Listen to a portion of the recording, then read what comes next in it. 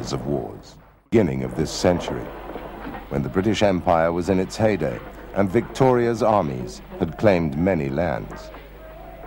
In one, South Africa, the conquest was not yet complete, and Leander Starr Jameson of the Cape of Good Hope had determined to raise an army of British colonists to take Pretoria and the Transvaal Republic of President Kruger for England. Jameson's attempt was doomed from the outset, but it triggered off the bitter Boer War, with the British on one side and the Boers, with tacit support from France, Germany, Russia, Scandinavia, and even America, on the other. So sorry, chaps.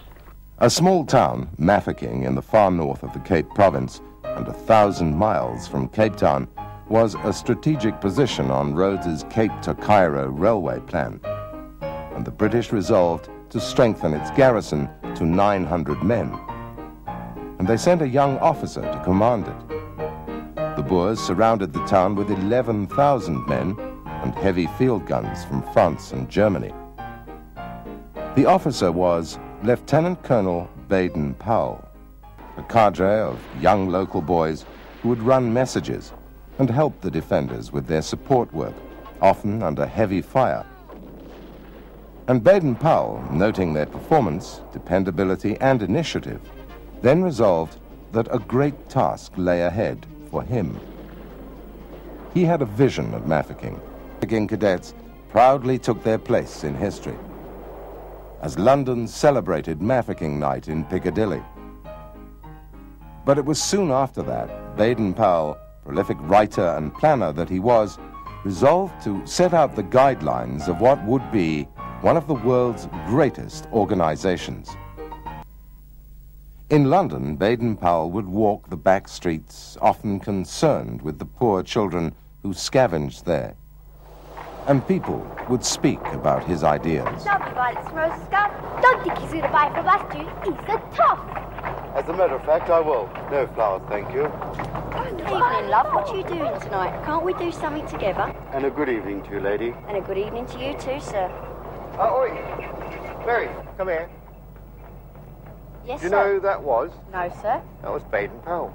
Colonel Baden Powell, the defender of Mafeking, you know? Yeah, I've heard of him. Yeah, well, he's got some other ideas as well now. He used to be a soldier, but now he's going to start these camps for boys. What do you call it, a Boy Scout movement? International Commissioner Colin Inglis, a former wartime fighter pilot and a keen scout since his youth in Africa, founded the tough National Senior Scout Adventure Cedarburg, in the heart of these rugged Cape Mountains and accessed only by a grueling and sometimes hair-raising track. Scouts from many regions and countries go through their paces. The worst one is blindness. In America, Canada and Europe and other countries, there are similar camps. Whitewater rapids, water sports, alpine climbs, and even paragliding form just some of the challenges. And with air and sea scouts, what they do is just part of normal routine. There are specialist branches of scouting, and here, Sea Scouts, along with other scouts, guides, cubs and brownies, attend the dedication ceremony of their own deep-sea yacht, which will compete in Cape waters. The Scout Band provides the music.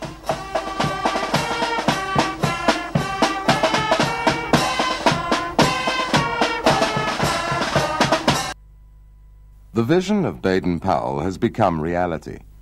Today, there are more than 30 million members of the Scouts, Guides, and their junior equivalents in 150 countries worldwide, and more than 250 million living former members who are now adults, many of whom are world leaders.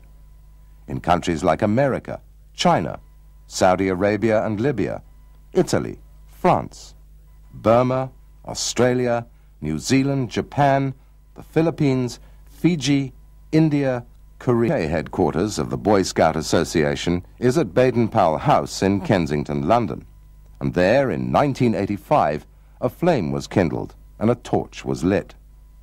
This flame was to be run by relays of scouts and guides down to Southampton.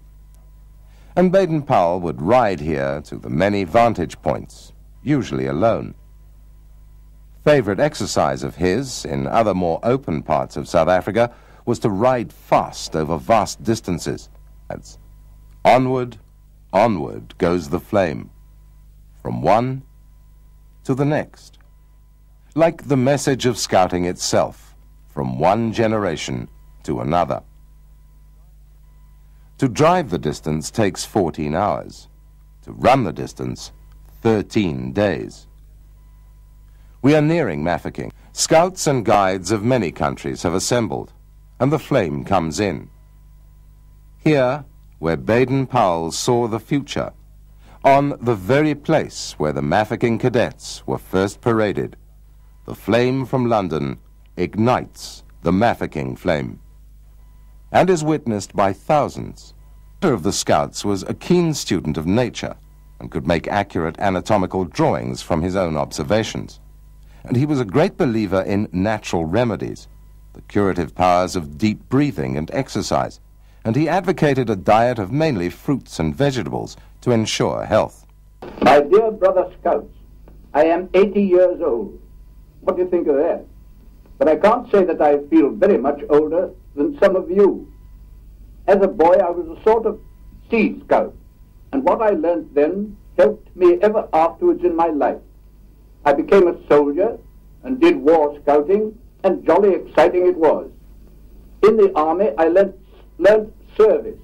That is, doing your duty without asking the reason why, and being prepared to face danger or even death, if need be, to carry out your duty.